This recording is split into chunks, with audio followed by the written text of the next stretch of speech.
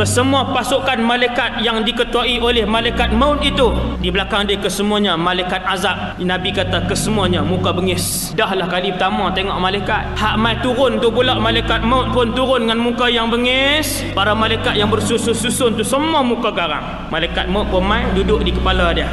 Wahai roh yang keji, keluarlah kamu kepada kemurkaan Allah. Tuan-tuan, bila dia sebut macam tu, Nabi kata roh tadi bertempiaran dalam badan dia, kemudian direntap oleh malaikat maut. Nabi kata rentap tadi, nak rasa sakit tak sakit, seperti mana kita tarik duri-duri yang melekat pada bulu kambing yang sedang basah, bahkan sehingga terkeluar bulu kambing setiap duri yang ditarik. Begitulah nyawa orang-orang yang bawa roh yang busuk, yang jahat, yang keji untuk menghadap Allah, direntap oleh malaikat maut.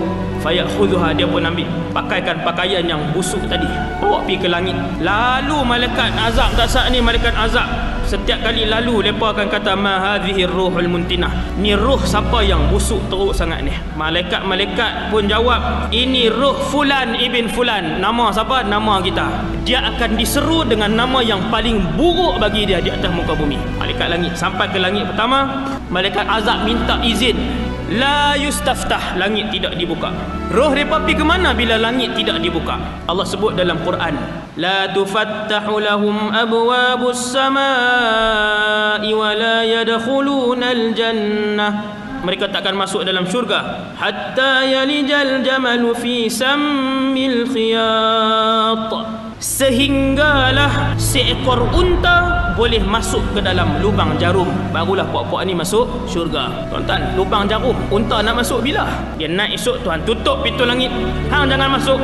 Allah pun sebut dalam keadaan pintu langit tidak dibuka, Tuhan pun sebut dengan satu seruan, uktubu kitabahu fis sijjin. Ini nama tempat tak elok, sijjin. Buku-buku amalan orang-orang yang fajir, yang fasik ada dalam sijjin. Kemudian dicampak rohnya. Dahlah tadi tak boleh masuk, Allah campakkan pula roh dia, wal'iyadzubillah. Waktu naik, pintu langit ditutup oleh para malaikat, roh dia dipegang, dicampak turun pergi ke bawah. Pergi mana tuan?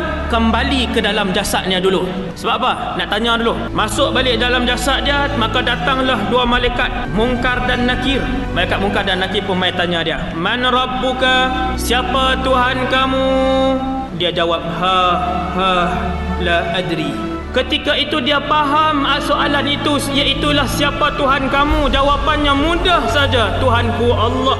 Tetapi mulut dia seolah-olah dikunci kerana amalan baiknya tiada untuk membuatkan dia boleh jawab Rabbi Allah. Dia jawab la adri, aku tak tahu. Keluar daripada mulut dia kata Rasulullah, aku tak tahu. Malaikat tanya, madinuka, apa agama kamu? Dia kata dua kali lagi. Dia kata tak tahu. Kemudian soalan ketiga, apa yang kamu, i'tiqad kamu kepada lelaki yang dihantarkan kepada kamu?